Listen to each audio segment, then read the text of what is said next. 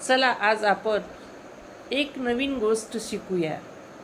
या गोष्टीचं नाव आहे मुंगी आणि कबूतर। ती कशी असावी, एकमेकाला मदत करणारी असावी। एक झाड होतं आणि त्या झाडावर एक मुंगी राहते, अनेक मुंग्या राहत होत्या, परंतु त्याच्यातली एक मुंगी झाडावर चढत होती। चढता चढता काय झाली, ती पाण्यामध्ये पडली आणि मग पाण्यामध्ये पडल्यावर ती अशी गटागळ्या खाऊ लागली। तिला बाहेर काही येता येईना, नदीच्या काठावर तिला येता येईना।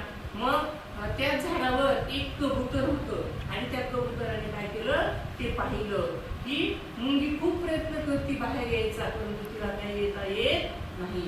म्हणून काय केलं, मग मुंगी त्या कबुतराने एक त्या झाडाचं पान तोडलं आणि त्या पाण्यामध्ये टाकलं। मुंगी पवत पवत त्या याच्यावर गेली, पानावर गेली आणि पानाच्या आधाराने ती त्या नदीच्या काठावर येऊन सुरक्षित बाहेर पोहोचली। मग मुंगीच्या मनात होतं की ह्या मित्रांनी मला काय केली, मदत केली आणि मित्रांनी केलेल्या मदतीची परतफेड कोणत्या ना कोणत्या पद्धतीने आपण केली पाहिजे। मग काय करावं, खूप दिवस उलटून गेले। एक दिवस काय झालं, एक शिकारी आला। कबूतर झाडावर बसलेलं होतं आणि त्या शिकाऱ्याने काय केलं, कबुतरावर नेम आणि हे मग कुणी बघितलं, मुंगीने बघितलं। कुणी बघितलं, मुंगीने बघितलं आणि तिच्या लक्षात आलं की आपल्या मित्राचे प्राण काय आहेत, धोक्यात आहेत, आपण त्याची काय केली पाहिजे, मदत केली पाहिजे।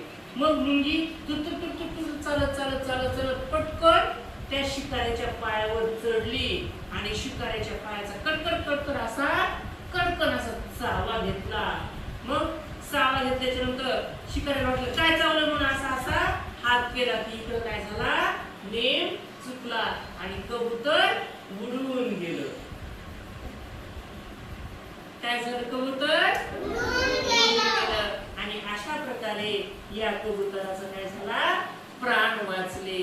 म्हणजे मित्रांनी मित्राला मदत केली। मग या गोष्टीतून काय बोध घ्यायचं बरं आपण, बरोबर काय करायची, मित्राला मदत करायची। गोष्ट आवडली?